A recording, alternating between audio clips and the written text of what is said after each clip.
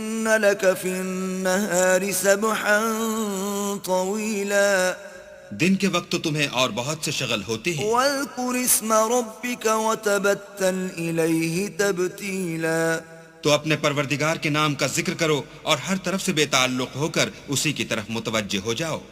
رب المشرق والمغرب لا إله إلا هو فاتخذه وكيلا وہی مشرق اور مغرب کا مالک ہے اور اس کے سوا کوئی معبود نہیں، تو اسی کو اپنا کارساز بناؤ۔ واصبر على ما يقولون واهجرهم هجرا جميلا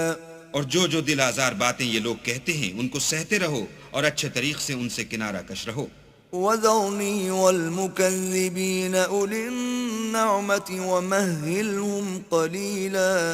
اور مجھے ان جھٹلانے والوں سے جو دولت مند ہیں سمجھ لینے